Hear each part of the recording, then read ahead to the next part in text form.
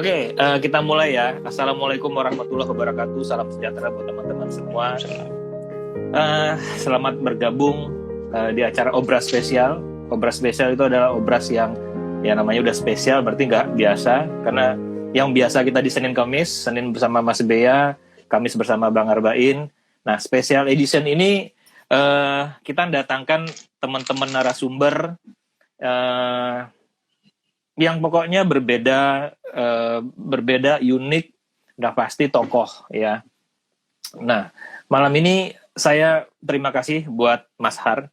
Kalau biasa kalau panggil itu Pak D, karena panggilan anak saya Kiran, harusnya panggil Pak D. Kalau saya panggil Mas Har biar kelihatan Mas Har lebih muda dikit. Jangan tertipu sama rambut lah, biar rambut putih gitu kan. Waduh, Bukit Tinggi hadir. Ya, apa kabar Mas Fauzi? Udah Fauzi. Spesial pakai telur, betul. Nah, setelah kita obras spesial pertama kita bersama Mas Erik Ireng, itu ngomonginnya juga foto military. Kemarin sama Mas Gato seru, nggak jadi berantem. Walaupun habis itu berantem lagi sih sama Mas Gato. Sabtu kemarin kita ngomongin fotografi yang membosankan, gitu kan. Nah, sekarang aku ngundang Mas Har itu, kita ngomongin sesuai topiknya nih. Landscape genre motret yang membahagiakan. Nah, saya sedikit cerita nih. Mungkin juga teman-teman sama ya. Zaman awal-awal saya motret dulu, ya saya motret pertama waktu SMA. Terus mulai motret karena zaman SMA pakai film, nggak punya bias segala macam. 2005 baru saya motret pakai digital, ya. Nah, mungkin sama dengan teman-teman, ketertarikan kita sama motret pada awalnya kebanyakan itu pasti ngelihat pemandangan yang indah, foto-foto pictorial. Walaupun nanti setelah itu nanti kita akan berubah, ada yang masa bosan atau pingin yang lebih serius ke genre yang lain segala macam. Tapi kalau menurut saya genre landscape ini biasanya adalah genre awal buat teman-teman yang memulai dunia fotografi, ya kan. Nah, saya salut dengan Mas Har. Dari dulu saya kenal Mas Har itu memang seorang landscaper. Bukan berarti tidak bisa motret yang lain, tapi sampai sekarang konsisten nge-landscape, konsisten dengan termosnya, dengan kopinya. Kalau ke Bromo bisa mingguan, nggak pulang-pulang. Saya bilang, Mas Har ini juga udah kayak penunggu Bromo gitu ya. Mas Har, jangan serius-serius dong, ini obras loh, santai loh. Lagi dengerin. Ya, anggap aja kita lagi di Bromo ini. Sebenarnya nggak terlalu tepat kalau ngomong aku genrenya landscape. Aku tuh motret segala hal. Jadi sampai daun kering depan rumah aja gue foto gitu loh. Tapi gue dulu kan naik gunung. Gue naik gunung. Zaman dulu itu udah motret sih, tahun 89-an itu gue belajar motret. Gue nabung, gue beli FM2 itu hasil. Tapi pas mau beli filmnya, harga filmnya tuh 2 kali makan gua di Jogja. Itu cerita gua waktu SMA, sama. Lu bayangin di Jogja itu makan nasi ngambil sendiri, sayur ngambil sendiri, lauknya ayam goreng gede, itu cuma 500 perak. Zaman dulu. Kalau harga film? Ya, harga film itu sekitar 1.200 apa 1.100 lupa gue, sekitar itu deh, pokoknya 2 kali makan itu. Belum nyucinya ya. Baru filmnya doang. Tentu ya. Hasilnya juga sesuai yang diinginkan pas nyuci. Pas nyuci ya nggak tahu. Ya dulu ngintip ada namanya Mas Pinto, dulu dia ngajarin dulu. Iya Mas, betul. Kontributor Nagio kan. Nah, gue dulu di Mapagama Cinta Alam itu gue bergabung di sana sama mereka. Nah, pas Mas Pinto ngajarin nublo, gue nguping-nguping nih, kayak gitu gitu loh. Dan gue colong itunya, ada kayak exit data itu loh. Udah, ya ada, kalau motret itu frame pertama F berapa, speed berapa, itu dicatetin. Tapi kalau dipikir-pikir sekarang cara belajar kayak gitu lucu gitu kan. Ya, iya gimana? Mesin kan beda-beda. Ya zaman dulu juga nggak kayak digital yang bisa, kalau gagal kita bisa ngulang dengan cara lain. Iya. Zaman Tahu-tahu nggak bisa. udah disamain, nggak ada yang jadi satu doang, dua doang gitu loh. Jadi dulu motretnya apa aja sebenarnya kan? Apa aja dulu ya gue naik gunung kan, jadi karena mahal tadi, jadi gue cuma lihat gitu loh, nggak gue foto. Jadi sesudah sekarang ini ya karena gue bisa jalan-jalan, bisa nikmatin, gue seneng-seneng ngopi-ngopi, indomie gitu. Jadi ya gue foto. Jadi gue sebenarnya tujuan gue juga pergi itu tuh dapat gambar yang bagus yang layak gue cetak dong. Jadi, siap. Oke. Nanti kita ngomongin cetakan nanti loh. Ya itu kan? Makanya jadinya gue rela itu nungguin. Jadi gue siapin waktu supaya gue dapat hasil yang bagus, walaupun hasilnya lo tahu sendiri belum tentu kan. Alah. Oke. Aku sapa dulu nih Riau hadir. Makassar tuh ramah-ramah hadir tuh Pace tuh. Wah, jauh-jauh nih malam ini. Ada teman juga dari mana? Portugis tuh. Oh ya? Si Alejandro. Oh, jauh amat. Ada Mbak Rohani. Alejandro, how are you? Oke. Alejandro, kemana aja? Nggak ngerti dia. Ada Mbak Dian. Ikut-ikutan supporter. Ada Mbak Yudi juga. Oke. Nah, jadi poinnya, aku kenal Mas Har ini dari beberapa tahun yang lalu, tapi aku tahu Mas Har tuh ngerjain proyek macam-macam. Pernah ngerjain motret di Gelora Bung Karno lah, segala macam lah. Tapi yang aku identik ya, jadi gini, orang akan identik sendiri. Jadi kadang-kadang seorang fotografer tuh bukan dirinya sendiri yang akan dia stylenya ini, genrenya ini. Orang lain lah yang sebenarnya yang lebih itu kan. Orang lain tuh. Orang lain yang memutuskan. Netizen 62 yang memutuskan. Jadi kalau buat teman-teman orang udah menganggap wah, kalau Mas Har emang bener true landscaper Indonesia, ya kan? Banyak teman-teman landscaper juga, tapi prosesnya Mas Har untuk membuat foto landscape itu yang mungkin berbeda dari termasuk saya ya, dalam hal kesabaran, ya kan? Kesabaran itu macam-macam ya, bukan hanya kesabaran menunggu waktu lama di sana, kesabaran uang juga segala macam, terus membawa peralatan yang benar-benar boleh dibilang teman-teman tahu sendiri kalau nge-landscape itu bukan cuma tripod buat jemuran kain segala macam, benar-benar persiapannya benar-benar ada. Mungkin kalau sekarang udah banyak macam filter, tapi setidaknya peralatannya pasti lebih banyak dibandingkan yang lain gitu kan. Nah, itulah yang saya lihat dari Mas Har, semuanya itu ditekunin dengan sabar. Saya juga kadang bingung. Ini kemarin posting di Bromo lagi ngopi. 3 hari lagi di Bromo. Terus minggu depan masih di Bromo. Ini orang nggak pulang-pulang apa ya? Apa jadi kuncen di sana ya gitu kan? Tapi begitu bukan asal sekedar ke Bromo doang. Hasilnya itu yang saya lihat. Nah mungkin ya saya kasih aja contekan nih sama teman-teman nih. Mungkin stylenya berbeda sama yang lain. Orang kalau landscape pictorial banget. Nah ini. Aduh, saya karena itu tadi lupa bikin setting itunya, tapi nggak apa-apa lah. Semoga teman-teman masih bisa nikmatin. Ya, di sini saya ngeliat itu memang berbeda banget. Ya, ini belum bicara hitam putih loh. Ya, karena Mas Har juga salah satu fotografer yang nyetak foto dengan style darkroom, terutama sampai sekarang hitam putih ya, Mas Har ya. Ya. Masih gue tuh udah berapa belas tahun ini masih nyetak darkroom, bahkan darkroomnya gue perbaruin lagi karena kemarin gue tuh udah 5 tahun belajar nyetak pakai karbon namanya tuh karbon transfer.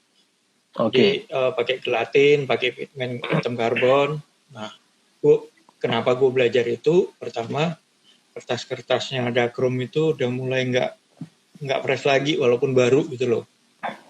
Jadi beli baru ke Amerika dicetak juga bisa naik turun lah, nggak seajak dulu gitu loh. Terus Ya. yang kedua, gue nggak ada kendali berarti sama bahan gue. Nah, gue coba belajar nyetak karbon, terus agak oke lah ya, belum bagus-bagus amat. Terus gue coba, karena karbon ini bisa apa aja, jadi gue coba nyobain warnanya juga. Cuma gue mentok di kalibrasinya. Jadi tahun 2018 kemarin, kebetulan bini gue kan ambil S3 di Belanda.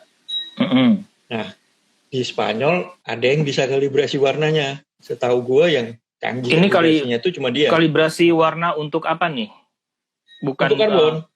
Untuk karbonnya ya. Tapi sebenarnya bisa dipakai untuk semua hal, bisa dipakai untuk cetakan, semua cetakan gitu loh. Oh, oke. Cuma kalau karbon kan emulsinya kita bikin sendiri, tintanya kita bikin sendiri gitu. Ngepasinnya itu, nah itu kan harus dihitung tuh. Kalau misalnya betul, di monitor kita merah, ya dia harusnya jadi merah kayak gitu loh. Itu yang gue mentok. Udah 4 tahun gue mentok, akhirnya gue belajar ke sana. Nah, aku mau tanya, sebelum nekunin yang darkroomnya sendiri, mulai benar-benar tertarik sama untuk motret landscape ini, misalnya full ke jalan ke Bromo segala macam atau tempat lain itu kapan tuh, Mas Har? 2004 tuh kan gue udah mulai serius. 2005 gue tinggalin kerjaan gue. Gue tadinya kan ngerjain project-project IT gitu loh. Cuma begitu gue udah mulai serius motret, gue bikin darkroom, kayaknya nggak bisa kerja sambil darkroom juga. Itu sesuatu yang mustahil. Gue nggak pernah lihat ada orang yang berhasil di darkroom sama bisa kerja gitu loh. Akhirnya gue lepas salah satu yang mana gue senang, yang bikin gue senang gitu. Karena darkroom ini sangat menyita waktu kan sebenarnya kan, makanya iya. sangat-sangat menyita waktu.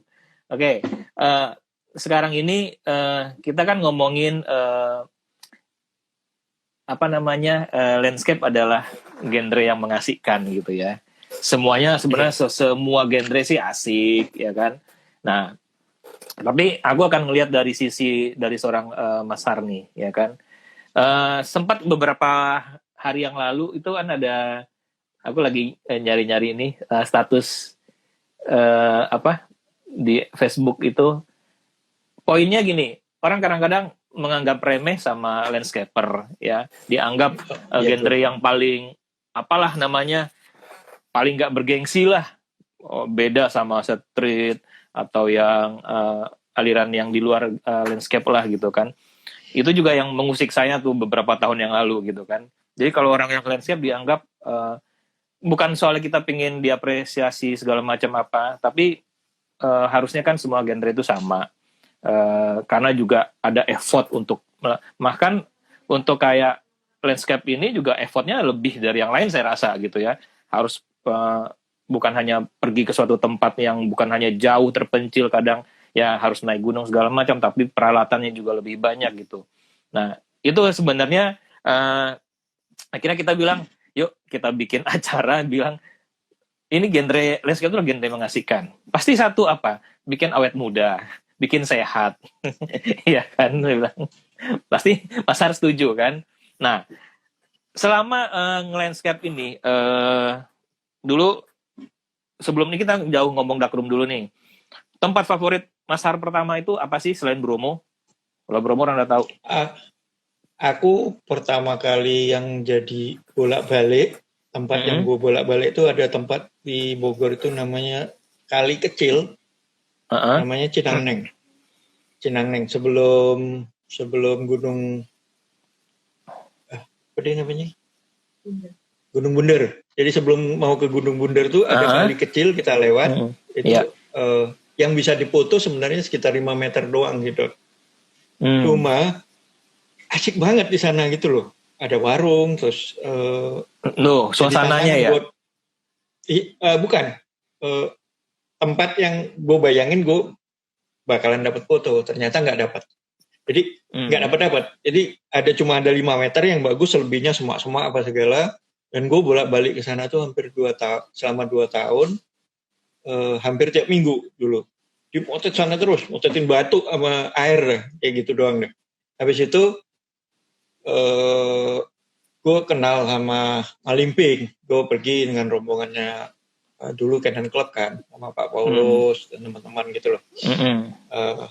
Nah itu juga sampai gue berangkat sendiri juga, teman-teman pada bosen kalau diajak ke sana tuh pada nggak mau. Ayo jalan, ngapain sih lo ke Malimping sana lagi. Gue belum dapet tuh, gue pengen motret, gue tahu ini tempat bagus, tapi itu tempat jahanam kalau buat motret ya, di mata bagus dok. Iya. Tapi di foto tuh susah banget buat dapet bagus ya. Betul. Jadi selama 7 tahun gue motret di Sawarna itu bolak-balik, pernah seminggu 2 kali. Jadi yang pasti sih hampir tiap bulan. Jalan terus, entah gue sendiri, entah bareng-bareng temen. Kalau pas gue sendiri, gue nggak tahu kalau dulu tuh nggak aman di sana. Jadi pas Baya udah mulai ada hotel, gue nginep di Baya kan. Gue ditanyain, Pak sendiri? Iya. Gue sampai Baya itu jam berapa? Jam 11 malam gitu loh. Berani Pak sendiri? Emang ada apa? Gue ini daerah rawan Pak, kayak gini baru tahu gitu loh kalau itu rawan. Coba untungnya sampai sekarang gue nggak dapat masalah gitu di sana. Nah, kayak gitu tuh gue motret. Jadi sama 7-8 tahun gue.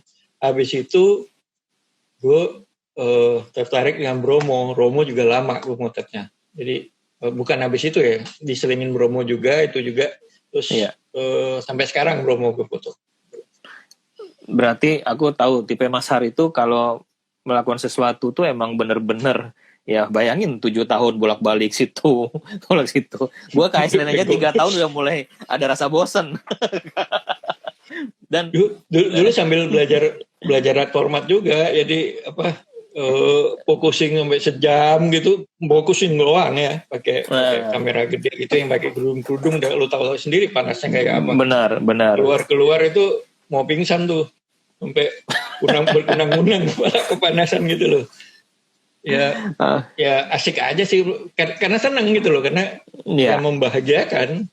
Betul. Jadi penasaran, jadi ya belum lagi kalau kita ngomongin cuaca lah, sampai ya dulu pernah sama Pak Kun ya, ada 3 hari di sana di Sawarna,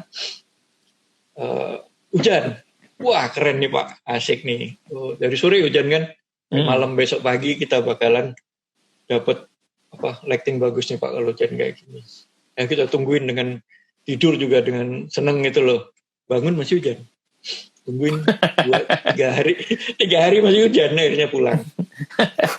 Ya itu serunya landscape. Kalau aku makanya badanku gemuk kayak gini ya, hujan ya makan, hujan makan lagi, hujan makan lagi. Nih, ini Mas Priyataka Kari Utama tuh nanya, round bagaimana Mas, boleh info? Wah, daerah Baya itu daerah begal Mas, zaman dulu tuh Malimping, Sawarna, Baya, iya Pak De ya? Ya, itu banyak begal, terus apa tuh Pak De? Itu berhentinya begal itu ceritanya itu ada mobil mayor ABRI tentara diadang gitu loh. Mobilnya diambil, orangnya dipukulin hampir mati gitu loh. Nah itu seminggu kemudian digerebek 1 peleton kalau nggak salah itu. Diangkut semua masuk penjara. Baru bebas itu sekitar 2018, 2017, 2016-an itu baru bebas jawara-jawaranya itu. Nah, habis itu aman gitu loh. Nah, itu gambarannya. Ibaratnya juga dulu sebelum kita ke sana juga orang mikir kalau ke daerah mulai dari Malimping lah segala macam, pasti pesan orang hati-hati. Kalau misalnya kemalaman jangan diterusin, mendingan nginep di mana gitu. Jadi kalau dulu, kita kalau dulu motor nggak ada yang pakai plat nomor loh di sana. Bener. Bodong semua itu. Ya tapi kita nggak mau mendiskreditkan suatu daerah nih ya. Tapi emang dulu biar gimana? Sekarang udah enggak. Dulu sama. Jadi kayak sebagian daerah Lampung, sebagian daerah kalau di Jawa Barat tuh daerah sana itu daerahnya rawan lah. Semua orang juga banyak yang tahu ya kan, polisi juga tahu. Tapi sekarang sih benar-benar aman, apalagi wisatanya udah benar-benar hidup gitu. Nah makanya kadang-kadang kita nge-landscape itu, pasti Mas Har setuju. Jadi nge-landscape suatu daerah yang tadinya kita nggak tahu, akhirnya jadi tahu tuh daerah itu seperti apa. Ya, terus mungkin nanti Mas Har akan banyak cerita serunya, ya kan? Bukan masalah seru, cuman nungguin besok ternyata hujan, terus 3 hari hujan lagi. Belum di Bromo juga pasti kayak gitu kan.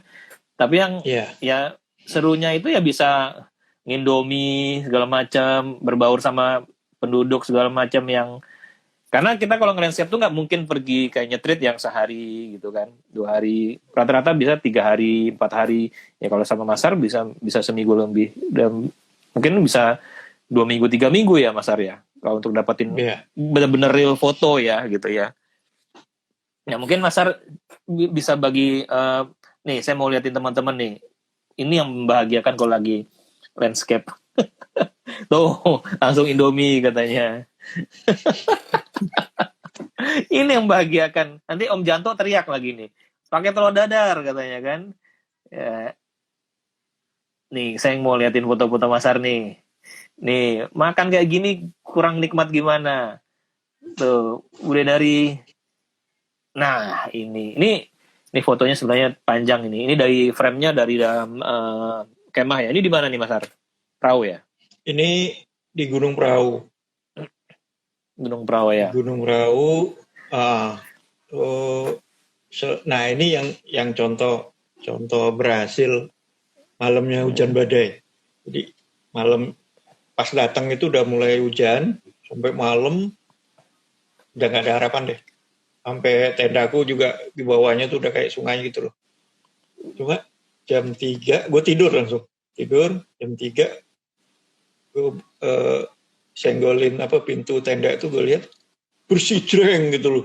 Tadinya gue berniat itu 3-4 hari ya. Cuma begitu gue lihat itu gue motret, gue nggak mikir lagi, motret juga nggak mikir, gue pokoknya gue motret apa yang gue pikir bagus gitu loh.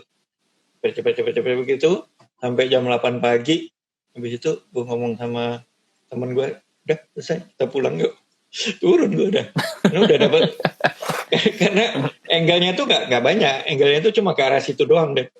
Betul. Paling ya, lu mau zoom, mau telein, udah gitu ada. Paling geser-geser dikit-dikit, tapi view-nya tetap aja poinnya itu gitu. Tetap aja poinnya itu. Pak De, kalau mau berangkat, misalnya kayak ke Sawarna atau ke Bromo atau ke Prau tadi, pernah nggak sih punya planning itu dalam arti benar-benar difikskan? Aku pengen 3 hari di sana, pengen 5 hari di sana. Apa kayak di Prau kemarin, udah dapat bagus, aku pulang gitu. Gimana? Secara garis besar sih biasanya aku punya planning lah. Bahwa paling bagus tuh bulan apa, tapi tiba-tiba pengen berangkat ya berangkat aja gitu loh. Dan lihat juga di sana kayak kemarin aku pernah di Bromo itu tahun 2016 akhir gitu loh. Itu gue planningin, gue udah siapin mau 10 hari. 10 hari di sana udah siapin 6 hari pertama gue tungguin tuh. Gue adai. Akhirnya gue nginep. Hari pertama kan udah pada gue nginep di Ranupane, ada desa itu 6 hari itu tadinya di tenda nginepnya. Tadinya mau nenda, tapi karena parah gitu, gue nginep sana. Jadi begitu dia berhenti, langit kebuka gitu, gue cepet-cepet naik motor tuh sama temen ke lokasi ya. 1,5 jaman lah ke lokasi. Tapi ada satu malam ketiga kalau nggak salah gitu, kebuka dia kan. Wah udah lagi ada bulan gitu, bagus banget. Ya udah kita berangkat bawa ransel, bawa tripod gitu, langsung ngebut sekitar sejaman gitu. Pas sampai di tempat badai, nggak bisa bergerak. Dan karena itu jalannya jalan motor kecil yang licin banget kalau hujan deras juga. Jadi kita cari bekas gardu pandang atau apa gitu, kita nginep di sana dengan semua basah. Jadi baru berhenti hujannya jam 9 pagi dari jam 9 malam, jadi hampir 12 jam. Sampai gue balik itu kena badai. Pokoknya basah semua, bawa jas hujan cuma satu tuh. Jadi ditutupin aja ke mana, ke kayak gardu pandang itu yang udah bolong-bolong itu, besoknya semuanya sakit, untung gua enggak. jadi berapa hari itu padahal kita prepare udah waktunya bukan musim hujan ya padahal ya, tapi masih aja tetap musim hujan namanya sih, ada. Desember musim sih, hujan juga. Oh, itu Desember ya. Oh iya, Desember. kalau Bromo itu Agustus sampai September yang dia aman nih ya. Juli. September, Oktober. Paling bagus nih sekarang nih, Juni, Juli, Agustus, September. Itu tuh the bestnya lah, apalagi kalau buat foto malam gitu loh. Aduh, berangkat dong kita nih. Wah iya. Terus apa, pembunuh pas sekarang ini Juli nih. Nah, berarti kalau untuk satu destinasi itu planningnya selama itu ya, kayak Bromo hitungnya planningnya 10 hari di awal ya. Karena enggak juga sih. Gue memang ada yang gue cari waktu itu. Memang ada foto yang gue mau. Cuma ya itu nggak dapat. Itu nggak dapat sama sekali lah. Fotonya hampir nggak dapat sama sekali. Iya, berarti prosesnya dalam artian kalau pengen real kita nyari foto ya harus nunggunya itu. Jadi mungkin makanya saya bilang kadang-kadang kalau kita mau trip cuman Jumat Sabtu Minggu itu jangan kecewa kalau nggak dapet. Bener nggak Bade kalau landscape ya? Karena kita alam itu nggak, kita nggak, iya. Makanya sekarang itu tercipta software yang banyak software yang kayak Luminar, bikin fake langit, apa bisa nambahin langit cetar apa segala itu ya, karena memang hutan landscape nggak segampang itu gitu loh, datang dapat. Nggak kayak orang-orang ngomong datang aja ke tempat bagus pasti dapatnya. Gue udah ngalamin sih belasan tahun ini ya kayak gitu. Gue rasain sendiri kan. Ya selain kena hujan salju berapa hari keluar aja nggak bisa kan. Betul.